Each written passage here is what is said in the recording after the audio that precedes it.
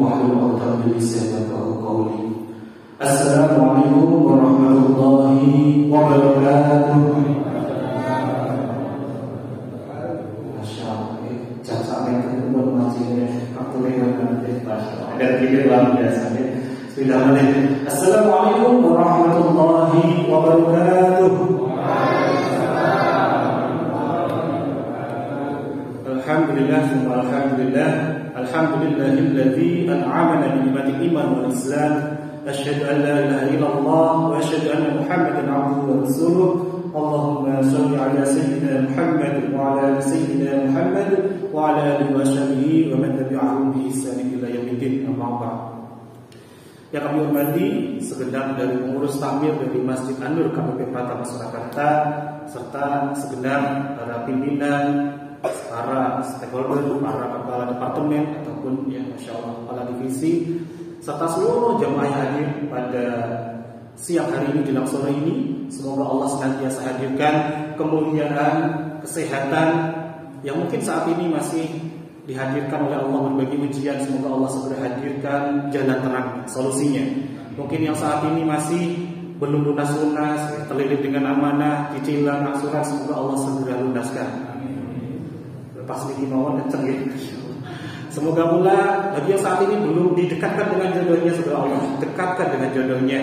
Yang saat ini sudah berumah tangga, semoga keluarganya yang sakinah mawaddah warahmah, anak-anaknya yang solih-solihah, serta yang paling utama senantiasa Allah hujamkan dalam hati kita nikmat iman, nikmat Islam, semakin lapang hati kita yang insya Allah berbanding lurus pula dengan kelapangan rezeki kita. Amin Allahumma amin. Insyaallah puji syukur kepada Allah Subhanahu wa taala di mana di sore hari ini kita masih diizinkan oleh Allah Subhanahu wa taala untuk senantiasa belajar menimba ilmu untuk semakin dekat semakin taat dengan Allah Subhanahu wa taala, karena ini adalah bagian dari nikmat Allah. Sebagaimana dalam sebuah hadis Rasulullah sallallahu alaihi wasallam bersabda, "Man salaka tariqan yaltamisu fihi ilman sahalallahu lahu bi tariqan ilal jannah." Kira-kira Bapak Ibu pengen boten kita senantiasa dibukakan jalan kita menuju surganya Allah? Pengen boten? Kata sih boten saestu kita juga yang pengen boten? Masya Allah. Nah, sebagaimana hadis Rasulullah ini, ya, barang siapa yang senantiasa menempuh hidupnya itu untuk menuntut ilmu, maka Allah akan bukakan jalannya menuju surga. Masya Allah. Dan inilah salah satu yang Bapak Ibu sudah lakukan nih pada hari ini, pada sore hari ini. Semoga saya doakan Bapak Ibu semuanya kian dimudahkan jalannya menuju surganya Allah. Bukan hanya surga di akhirat Bapak Ibu, tapi juga surga di dunia dan akhirat. Artinya kian dimudahkan, dilapangkan seluruh persoalan kehidupan kita, sehingga kita nanti pun juga selamat baik urusan dunia maupun urusan akhirat kita. Amin Allahumma amin. Sebelum kita masuk ke inti materi kita, tema kita pada sore hari ini adalah tentang pertolongan Allah itu dekat. Temanya apa Bapak Ibu? Pertolongan Allah itu dekat. Sebelum kita masuk ke inti materi ini, ya karena waktunya sangat mepet sekali, mohon izin sebelumnya, mohon izin untuk memperkenalkan diri. Karena ada pepatah mengatakan tak kenal maka tak kenal. Masya Allah, okay. Tak kenal maka kenalan, ya. Masya Allah. Maka mohon izin, nami kula saestune pun wonten pun ditulis teng setiap masjid-masjid Bapak Ibu. Ini kok pinggir-pinggir ini pun wonten tulisan itu. Napa niku ditempel stiker niku? Soft, nggih, Masya Allah. Soft nggih. Nami kula Muhammad Sofi Al-Khairuddai. Sinten Bapak Ibu? Iya, boten gambil nggih. Muhammad Sofi Al-Khairuddai. Sinten? Ya, Muhammad Sofi atau namanya. Jadi ini memiliki arti barisan dari umat Nabi Muhammad. Al-Khairuddai itu yang mengajak kepada kebaikan. Semoga pada siang hari ini, sore hari ini, kita bukan hanya saling mengajak kebaikan, tapi ayo sama-sama berbuat kebaikan. Setuju Bapak Ibu? Setuju betul? Alhamdulillah. Di waktu yang saat seperti ini tuh memang gak mudah Bapak Ibu. Kalau kita itu di energinya itu ibarat baterai itu sudah tinggal klik. Maka ini untuk semakin mericas lagi agar kita fokus, sama kayak sholat. Sholat itu kan ada satu rukun yang seringkali kita nggak ingat. Apa itu? Yakni tumakninah. Tiba-tiba langsung les sampun rampung mawon, nggak ingat ya. Ada satu rukun seringkali kita nggak ingat kan. Tapi di majelis ilmu juga ada, namanya adalah kita itu harus fokus khusyuk nikmat di majelis ilmu. Kalau nggak fokus, seperti ya kita masuk telinga kanan keluar telinga kiri, ya boleh kanan lagi. Insyaallah. Maka mohon izin nih, kalau nanti ya untuk mengecek fokusnya kita, kalau nanti saya bilang satu, bilang apa Bapak Ibu? Satu, pegang pundak samping kanannya, ucapkan salam terbaik, salamnya para malaikat kepada para penduduk surga. Ucapkan apa? Assalamualaikum. Ya, jadi nanti kalau yang ngantuk-ngantuk itu udah mulai langsung biar gitu, mulai lagi gitu ya. Cobi. Satu. Assalamualaikum. Kalau saya nanti bilang dua, pegang pundak samping kirinya sambil ucapkan Waalaikumsalam warahmatullahi wabarakatuh. Jawab salamnya. Cobi. Dua. Kalau saya nanti bilang tiga, artinya apa? Pegang dadanya, ucapkan rasa syukur kepada Allah dengan mengucap kalimat hamdalah. Coba ya, tiga. Alhamdulillah. Masya Allah. Alhamdulillah. Baik, kita masuk ke inti materi kita, kajian kita pada sore hari ini, yakni tentang pertolongan Allah itu dekat. Jadi tadi perjalanan saya dari PPTQ Hamil Quran, kami mengampu ya pondok pesantren tahfidz Quran di Hamil Quran itu di Lese di Klaten. Ya perjalanan tadi pada Tuhur perjalanan ke Solo. Saya teringat ada sebuah ya ayat di dalam Quran surah Al-Baqarah ayat 214. Yang ini akan kita tadabburi bareng-bareng pada sore hari ini. Yakni terkait hubungannya dengan pertolongan Allah itu dekat. Allah Subhanahu wa taala berfirman, A'udzu billahi minasy syaithanir rajim. Bismillahirrahmanirrahim. Walladzina amanu ma'ahu mata nasrullah. Ala inna nasrallahi qarib. Walladzina amanu ma'ahu. Dan orang-orang yang beriman bersamanya, maksudnya ini bersama dengan Rasulullah berkata, apa katanya? Mata nasrullah. Jadi kapankah datangnya pertolongan Allah itu? Di dalam ayat ini orang-orang yang beriman itu bertanya-tanya. Artinya orang-orang ini adalah orang-orang yang sedang dihadirkan berbagai ujian dalam hidupnya. Dan setiap orang yang pasti ya namanya hidup itu pasti penuh dengan namanya ujian. Maka menanti-nanti nih kapan datangnya pertolongan Allah? Maka ayat lanjutannya tadi, Ala inna nasrallahi qarib. Allah pun menjawab, ingatlah sesungguhnya pertolongan Allah itu dekat. Jadi sesungguhnya pertolongan Allah itu apa Bapak Ibu? Dekat. Coba mari. Sesungguhnya pertolongan Allah itu boten-boten dekat. Coba mari. Pertolongan Allah itu baru melek maksudnya. Insyaallah. Ya Masya Allah, saya menikmat banget sampai bersadar ya Masya Allah. Jadi mungkin ada yang bertanya-tanya, kalau memang betul pertolongan Allah itu dekat, sementara Allah itu kalau sudah berjanji sudah pasti Allah itu menepati, maka seberapa dekat sejatinya pertolongan Allah itu? Kita seberapa dekat Bapak Ibu kira-kira? Maka ini harus kita ya tadabburi bareng-bareng dari ayat ini. Ternyata sangat dekat sekali Bapak Ibu, sangat dekat. Cobi Bapak Ibu, kita ya ingat-ingat kembali kisahnya, karena ini bentar lagi kurban kan, Hari Raya Idul Kurban, awal bulan depan. Ingat-ingat bagaimana kisahnya Nabi Ismail alaihissalam ketika hendak disembelih oleh ayahnya. Ayahnya sinten asmane? Nabi Ibrahim alaihissalam. Saat hendak mau disembelih, pertolongan itu di mana? Apakah pertolongannya itu jauh di luar sana atau pertolongan sangat dekat di lehernya? Di mana kira-kira Bapak Ibu? Pertolongannya nggak perlu dicari di mana-mana, pertolongannya sangat dekat. Di mana? Tepat di hundusan ya, sembelihan dari sang ayah. Jadi dekat apa dekat Bapak Ibu? Kok main mau nih? Dekat apa dekat? Karena pilihannya namun dekat ya, teman-teman pilihan itu nih. Dan coba kita cek lagi kisahnya Nabi Ismail itu bersama dengan ibunya. Saat ibunya nyari air, lari sofa marwah sampai 7 kali. Solusinya di mana Bapak Ibu? Airnya ketemu nggak di sofa atau di marwah kira-kira? Ketemu nggak kira-kira di sofa marwah? Enggak. Justru airnya ketemu di mana solusinya? Pertolongan Allah itu di bawah kakinya Nabi Ismail alaihissalam. Jadi sangat dekat sekali pertolongan Allah itu. Ya, sangat dekat. Sama halnya ketika Nabi Musa alaihissalam saat hendak dikejar-kejar tentaranya Fir'aun mau hendak dibunuh. Di depan sudah ada laut Bapak Ibu, gak ada jalan lagi. Mau dikeroyok ribuan tentaranya Raja Fir'aun, gak ada pertolongan lagi. Apakah Nabi Musa itu mencari ke kanan ke kiri? Enggak. Nabi Musa yakin dengan seyakin-yakinnya, dengan penuh hakul yakin, pertolongan Allah itu sangat dekat. Di mana? Gak perlu dicari ke kanan ke kiri, cukup ada di tangannya. Apakah sebelumnya Nabi Musa tahu bahwa pertolongannya itu ada di tangannya? Gak tahu Bapak Ibu. Tapi dengan ilmu hakul yakin, dengan keimanan yang penuh, maka Nabi Musa pun didatangi malaikat Jibril, disampaikan sebuah wahyu firman Allah, pertolongan itu sangat dekat. Di mana? Di tangan kananmu. Cukup dihempaskan, terbukalah jalan lebar, laut pun terbelah. Artinya pertolongan Allah itu dekat atau dekat Bapak Ibu?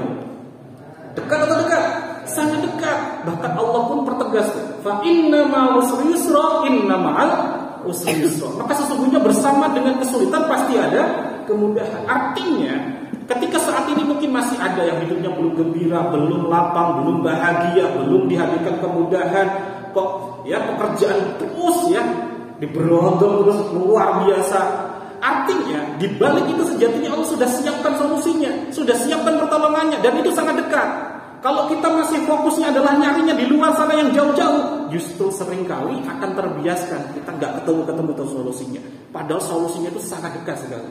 Dan seringkali ya imam-imam sholat kita yang membaca surah Al-Baqarah ayat 152. Fadhkuruni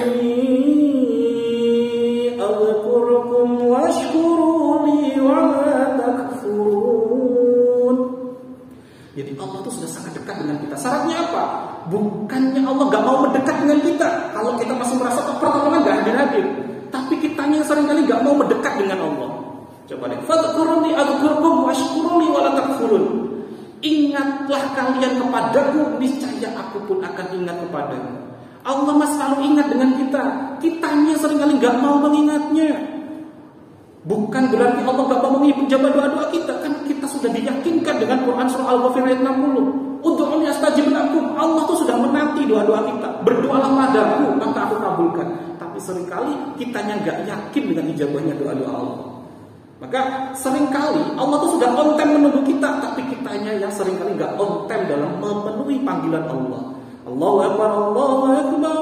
Apa? Mudut nonton gua ada. Allahu Akbar, Allahu Akbar. Urung iqamah, pokoke ngudune. Nonton mboten kira-kira.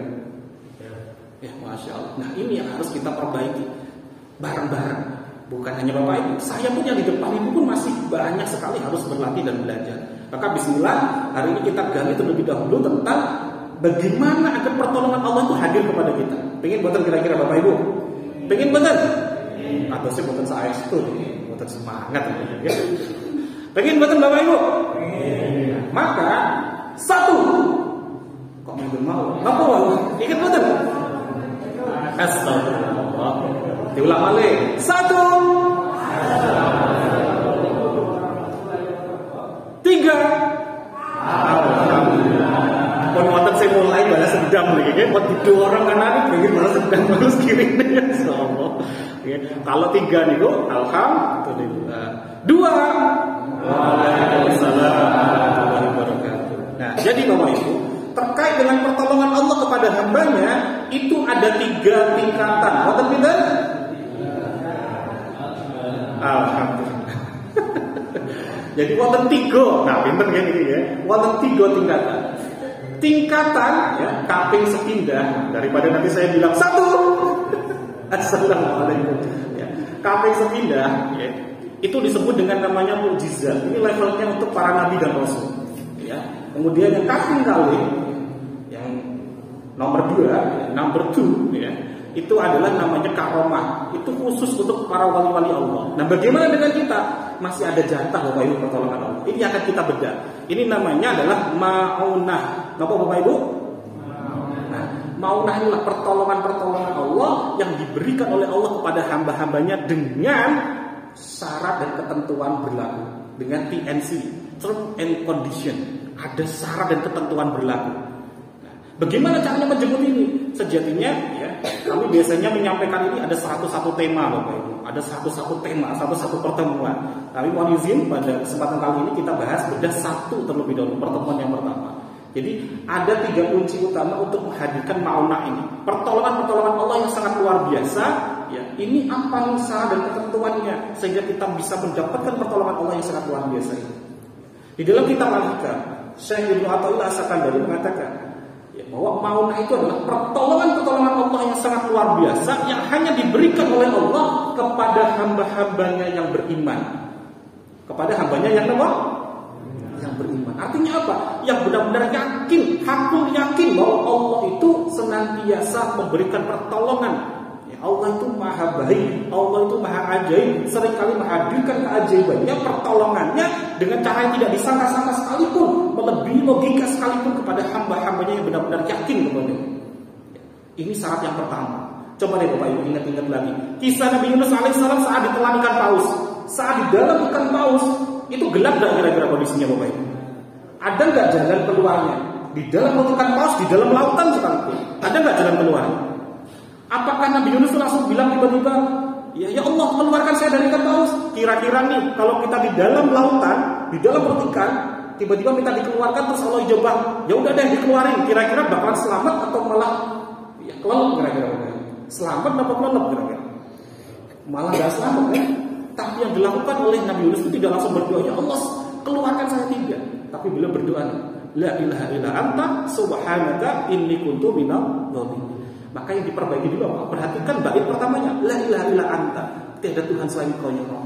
Tauhidnya dulu, keimanannya dulu, sampai dihapus yakin. Artinya Allah itu benar-benar menolong hambanya. Mudah bagi Allah itu menghadirkan pertolongannya. Inna ma'amruhu idza arada syai'an ayyakula lahu kun fayakun. Kunnya Allah itu kira-kira mudah enggak Allah untuk menghadirkan kunnya? Mudah enggak? Bagi Allah mah mudah. Coba deh Bapak Ibu sarang-sarang ngucapin kun sarang-sarang. Coba 1, 2, 3. Kira kompak. Coba mana ya? 1, 2, 3. Butuh berapa detik Bapak? Butuh berapa detik? Gak ada 1 detik sejatinya mudah bagi Allah untuk membolak-balikan kondisi kita. Yang saat ini mungkin masih berbagi persoalan hadir, solusi itu mudah bagi Allah untuk menghadirkan. Maka sejatinya fokus kita di langkah yang pertama ini bukan lagi kita memikirkan bagaimana sih caranya datangnya keajaiban itu, pertolongan itu, maunah itu, tapi bagaimana agar Allah itu ridho kepada kita untuk menghadirkan kunnya kepada kita. Maka kita harus senantiasa memperkuat kadar keimanan kita, ketauhidan kita, keyakinan kita kepada Allah dengan sebenar-benarnya hakul yakin. Sebagaimana tadi Nabi Musa itu yakin banget bahwa nanti pasti akan selamat, walaupun nggak tahu nanti solusinya di mana. Pokoknya jalanin aja. Kalau udah perintah Allah, turutin aja. Maka sama ketika kita di dunia sudah diperintahkan oleh Allah. Untuk apa? Kita diperintahkan oleh Allah di dunia untuk apa Bapak Ibu? Untuk beribadah, ya, sebagai abdullah. Maka jalanin aja. Sudah pasti ketika kita beribadah kepada Allah, sudah pasti Allah akan hadirkan pertolongan-pertolongannya dengan penuh hakul yakin. Ya. Sebagaimana sama para nabi dan rasul, pola-pola keajaiban pertolongannya pun sama, mujizatnya, karomahnya sama Bapak Ibu. Ya. Sebagaimana betapa yakinnya, ya kalau tadi kan para nabi, bagaimana para hamba? Masya Allah, para hamba itu juga ajaib-ajaib Bapak Ibu. Di Al-Quran pun juga ajaib. Coba contoh ya Bapak Ibu. Masih ingat kisahnya Nabi Sulaiman ketika mengadakan sayembara? Siapa yang bisa memindahkan kerajaan Ratu Bilqis dari negeri Sabah menuju negeriku ini? Kira-kira yang memindahkan siapa Bapak Ibu? Jin atau manusia? Jin atau manusia? Yang jin angkat tangan. Ini kalau di dalam Quran surah An-Naml ayat 39 ya. Di sini dikatakan bahwa ola ifritum minal jinni ana atika bihi qabla an taquma min maqamik. Berkatalah ifrit dari golongan jin, sesungguhnya saya bisa memindahkan kerajaan tersebut sebelum kau berdiri dari singgasana. Jadi jin atau manusia? Jin atau manusia? Saya enggak yakin ini. Jin atau manusia? Ini baru ayat 39. Dari kalau lanjutkan ayat ke-40 Bapak Ibu. Qala alladzi indahu ilmun minal kitab ana atika bihi qabla ayyatada ilaika tarfu. Berkatalah seorang yang memiliki ilmu dari Alkitab, sesungguhnya dia bisa memindahkan kerajaan tersebut sebelum kau mengedipkan mata. Masya Allah. Coba deh bayangin Bapak Ibu. Ifrit itu rajanya jin. Tapi di ayat 40 berkatalah seorang manusia yang memiliki ilmu dari Alkitab bisa memindahkan kerajaan Ratu Bilqis, bahkan sampai Nabi Sulaiman belum mengedipkan mata. Jadi ini manusia atau jin? Kok jadi berubah nih gitu. Maka hamba-hamba Allah itu ajaib Bapak Ibu. Saking ajaibnya pertolongan Allah itu bisa melebihi raja jin. Ifrit itu rajanya jin kalah Bapak Ibu dengan ini. Masya Allah. Maka kuncinya apa? Dengan penuh hakul yakin. Ya, keimanan kita perbaiki. Langkah yang kedua Bapak Ibu. Langkah yang kedua, kalau tadi sudah memperbaiki keadaan keimanan kita, ya, benar-benar kita yakin bahwa Allah itu maha ajaib, Allah itu maha baik, Allah itu maha menolong kita, benar-benar Allah itu tidak akan meninggalkan hambanya selama kita benar-benar terus bersimpuh mengadu kepadanya, maka langkah yang kedua ini harus kita lakukan. Apa itu? Dua. Buat fokus di kandas. Paling kalau buat ternyata, oke panjang kali lebar kali tinggi, tetap aja bus. Masuk telinga kanan, keluar telinga ya kanan lagi, masuk telinga kanan, keluar telinga kanan. Langsung mental ya. Masya Allah.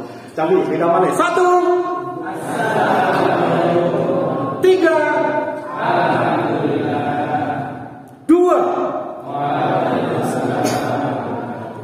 Jadi kalau yang pertama tadi adalah kita perbaiki keimanan kita, perkuat keimanan kita. Yang kedua adalah Bapak Ibu, yakni kita perbaiki prasangka kita kepada Allah. Jadi seringkali saat kita dihadirkan persoalan, biasanya apa sih yang muncul respon kita pertama kali saat dihadirkan ujian oleh Allah, musibah oleh Allah, kira-kira apa? Aduh, kenapa harus aku ya Allah? Kenapa kok terus menerus kayak gini terus? Buatan kira-kira Bapak Ibu. Kok gak rampung-rampung? Buatan kita, ya Insya Allah.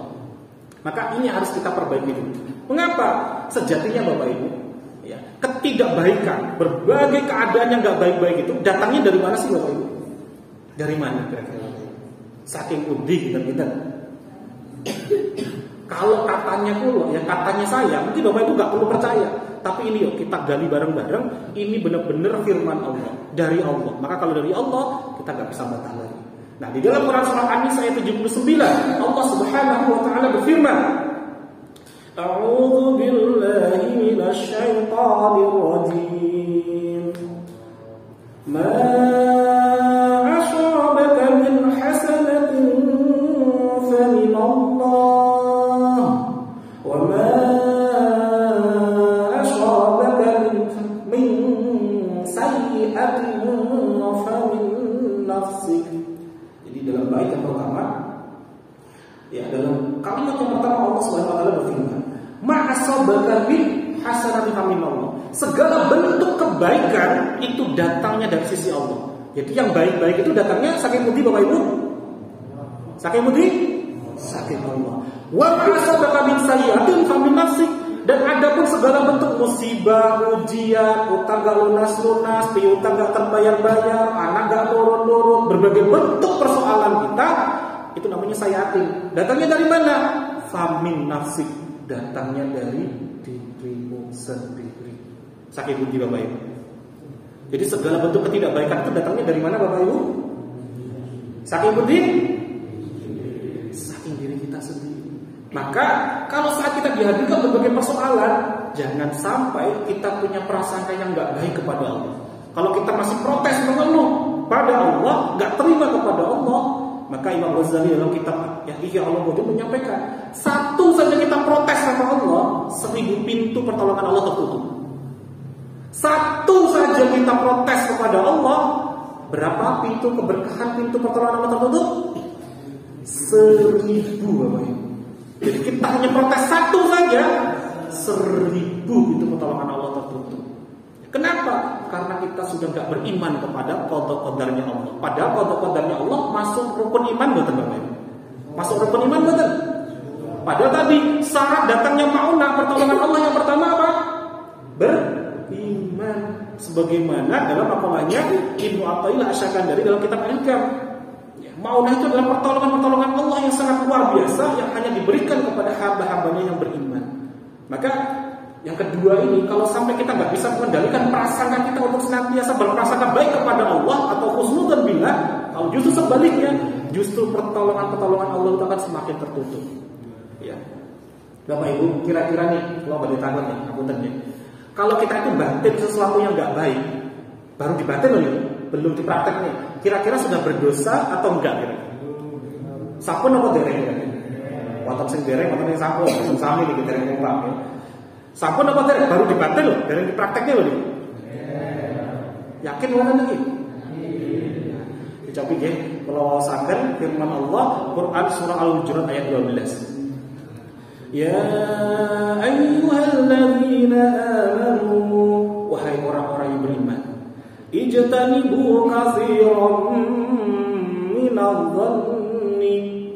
Wahai orang-orang yang beriman, jauhilah kalian dari kebanyakan prasangka. Inna ba'dadh-dhanni ismun. Sesungguhnya sebagian dari prasangka itu adalah dosa. Apa Bapak Ibu? Nah, sekarang nih, prasangka itu ketawis boten. Prasangka kan masih di batin.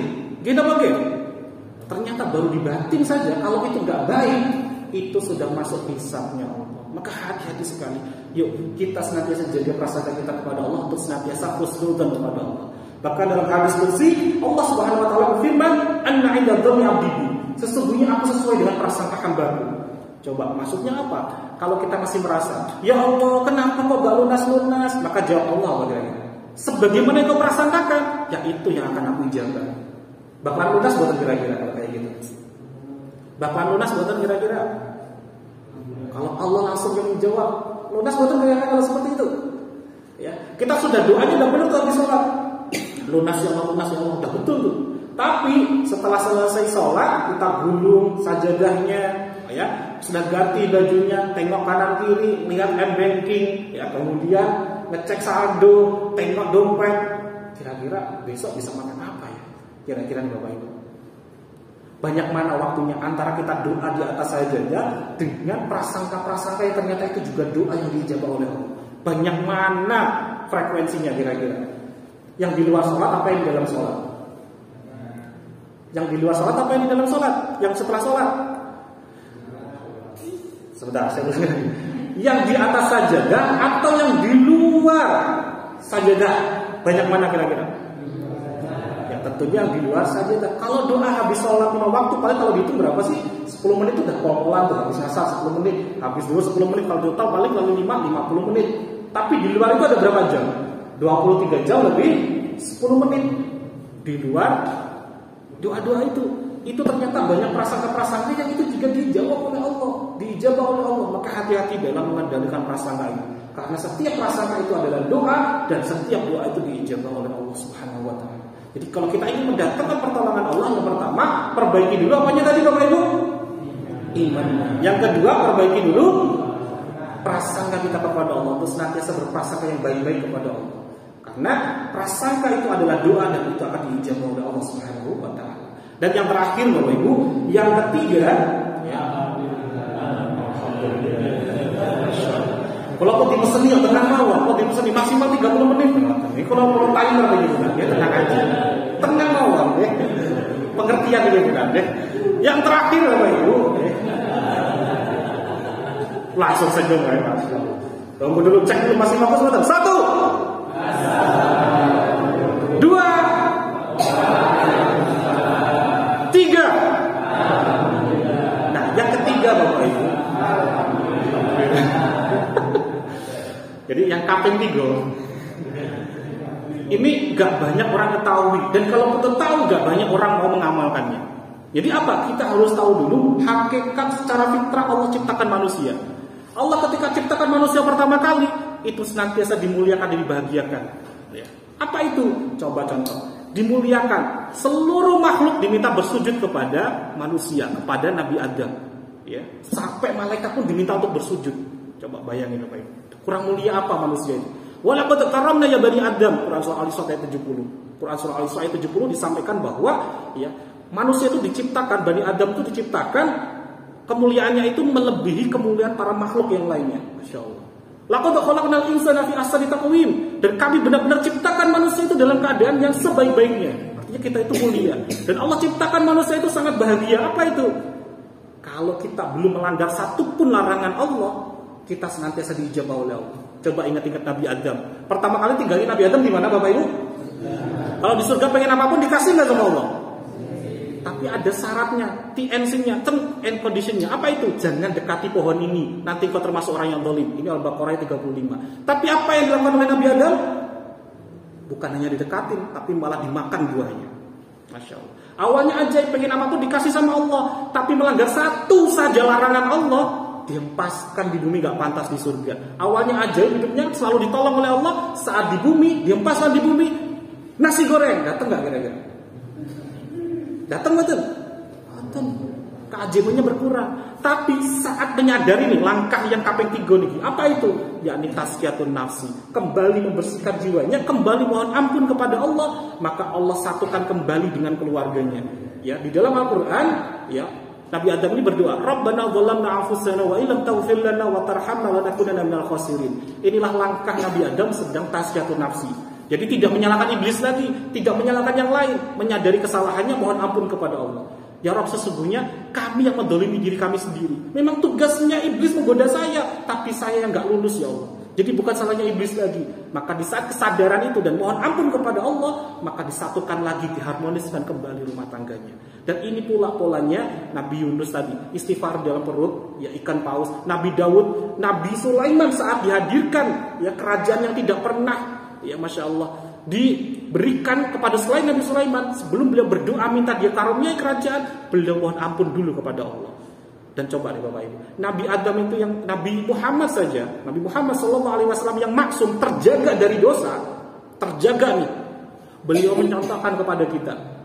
Dalam satu riwayat dari riwayat Sayyidina Umar bin Khattab radhiyallahu anhu, beliau menyampaikan Rasulullah itu sekali duduk itu melihat yang didengar oleh Sayyidina Umar bin Khattab, sekali duduk beliau itu beristighfar 100 kali. Rabbi ghfirli wa tub alayya innaka antat tawwabur rahim. Rabbi firli, ampunilah kami ya Rabb, wa tub alayya, terimalah taubat kami, innaka antat tawwabur rahim, sesungguhnya Engkau Maha penerima taubat dan Engkau Maha penyayang. Coba. Rasul yang sudah dijamin masuk surga saja itu masih senantiasa istighfar kepada Allah, sekali duduk berapa kali? 100 kali. Nah, kita Bapak Ibu, kita sudah dijamin belum surga kita? Sampun dereng? Nah, kita istighfar kita berapa kali? Coba kita istighfar kita habis asar tadi biasanya berapa? Astaghfirullahaladzim, alladzi la ilaha illa huwal hayyul qayyum wa atubu ilaih. Pinten Bapak Ibu? Ya. 3 ping 5 waktu pinten total? 15. Apakah kita lebih mulia daripada Rasulullah? Rasulullah saja senantiasa mohon ampun kepada Allah. Maka di dalam satu riwayat, ya, hadis riwayat Ahmad, Rasulullah SAW bersabda, barang siapa senantiasa melazimkan istighfar, maka Allah akan memberikan kegembiraan dari kesedihannya. Allah akan memberikan kelapangan dari kesempitannya, dan Allah akan memberikan rezeki dari arah yang tidak disangka-sangka. Maka kalau saat ini hidupnya masih hadir berbagai persoalan, belum gembira, belum lapang, banyak-banyak baca apa Bapak Ibu? Istighfar. Kalau saat ini kalau rezeki terasa begini-begini saja, pengen dihadirkan rezeki yang min haitsu la yahtasib, yang tidak disangka-sangka. Ini Bapak Ibu, kalau yang namanya gaji pokok, yang namanya tunjangan, pun kertas dereng gitu. Totalnya kita pun kertas dereng. Niku masih disangka-sangka. Nah, ini lebih dari itu. Min haitsu la yahtasib itu lebih dari yang disangka-sangka. Kenapa? Karena datangnya dari arah yang tidak disangka-sangka. Maka bisa lebih dari itu. Maka kalau pengen segera dilunaskan, dimudahkan, dilancarkan, banyak-banyak baca apa Bapak Ibu?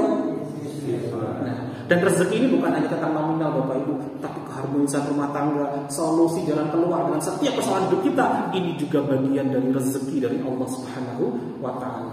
Inilah bagian dari pertolongan Allah Subhanahu wa taala.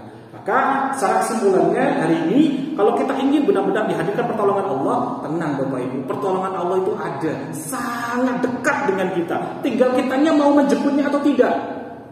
Dan bagaimana cara menjemputnya? Lakukan 3 langkah ini tadi. Yang pertama apa Bapak Ibu? Kiranya yakin nih kata saya. Yang pertama apa?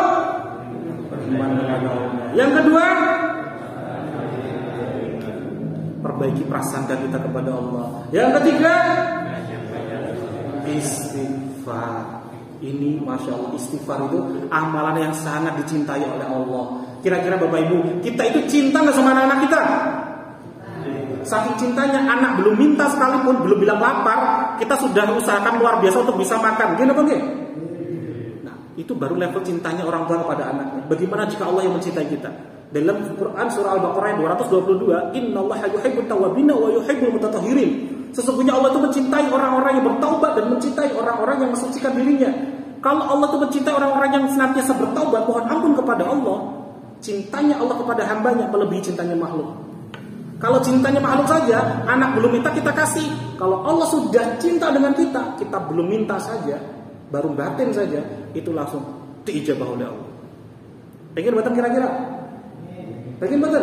Maka bismillah saya doakan seluruh jemaah yang hadir pada sore hari ini kian dihadirkan oleh Allah pertolongan demi pertolongan dari Allah Subhanahu wa taala, kian dimudahkan, dilancarkan seluruh aktivitasnya, dijabah seluruh hajat-hajatnya. Semoga seluruh anggota keluarganya kian dihadirkan kesehatan oleh Allah Subhanahu wa taala. Kita pun nanti bersama-sama bisa berkumpul, bersama-sama berjamaah di surganya Allah Subhanahu wa taala, bisa bertetangga dengan Rasulullah sallallahu alaihi wasallam. Artinya kita pun bisa berada di surga Firdaus. Amin Allahumma amin. Barakallahu fikum Bapak Ibu semuanya. Jika ada satu hal yang belum tepat, mohon izin dimaafkan Bapak Ibu semuanya. Satu kata penutup dari saya Bapak Ibu, jika kita itu ingin hidup kita begini-begini saja, maka jangan diamalkan ilmu ini. Tapi jika Bapak Ibu memilih yang kedua, memilih Bapak Ibu hidup yang kian dimudahkan, dilancarkan oleh Allah, yuk kita praktekkan 3 hal ini. Kira-kira Bapak Ibu pengen yang pertama atau pengen yang kedua? Pengen begini-begini saja atau hidupnya kian dihadirkan pertolongan oleh Allah? Pengen pundi? Pengen 1 atau 2? Ini langsung ibu-ibu langsung lengo nih gitu. 1, 2 apa nih gitu? Pengen 1 atau 2?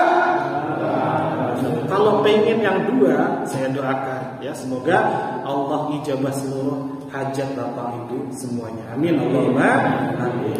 Baik Bapak Ibu semuanya, mari bersama-sama kita tutup kajian majelis ilmu kita pada sore hari ini dengan doa kafaratul majelis bersama-sama. Bismillahirrahmanirrahim. Subhanallahumma wa bihamdika asyhadu an la ilaha illa anta astaghfiruka wa atubu ilaik.